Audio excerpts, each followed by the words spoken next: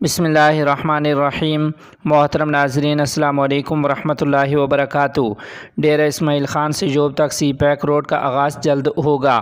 تفصیلات کے مطابق پی ڈی ایم و جمعیت علماء اسلام کے سربراہ حضرت مولانا فضل الرحمان صاحب دامت برکاتہم العالیہ نے کہا ہے کہ ہم نے ملک کی ترقی کا پہیہ جام کرنے والوں کا بھرپور مقابلہ کیا اور ان کو اقتدار سے الگ کیا۔ ان خیالات کا اظہار آج حضرت مولانا فضل الرحمان صاحب دامت برکاتہم العالیہ نے منگل کو 8 بڑے ترقیاتی منصوبوں کا افتتاح اور سنگ بنیاد رکھنے کی تقریب سے خطاب کرتے ہوئے کیا۔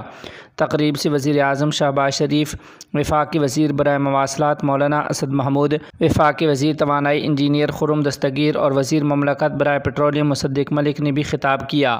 پی ڈی ایم کے سربراہ حضرت مولانا فضل الرحمان صاحب دامت برکاتہم العالیہ نے کہا کہ ہم نے ملک کی ترقی کا پہیہ جام کرنے والوں کا بھرپور مقابلہ کیا اور ان کو اقتدار سے الگ کیا ہے۔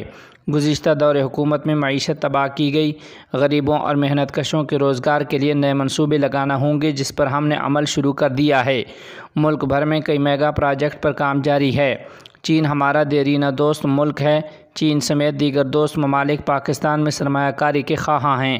نااہلوں کا راستہ روکنا قوم پر لازم ہے۔ گزشتہ نااہل اور ناجائز حکومت کے خلاف ہم نے بھرپور احتجاج کیا۔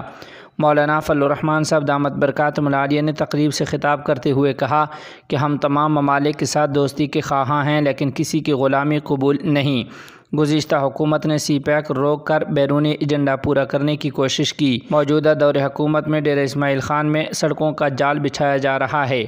ڈیرہ اسماعیل خان سے جوب تک سی پیک روڈ کا آغاز جلد ہوگا۔ اگر قوم نے آئندہ انتخابات میں ہمیں منتخب کر کے پھر خدمت کا موقع دیا تو ترقی کی رفتار کو مزید تیز کیا جائے گا۔ حضرت مولانا فضل الرحمان صاحب دامت برکاتہم العالیہ نے کہا کہ بدامنی کے بڑھتے ہوئے واقعات تشویشناک ہیں۔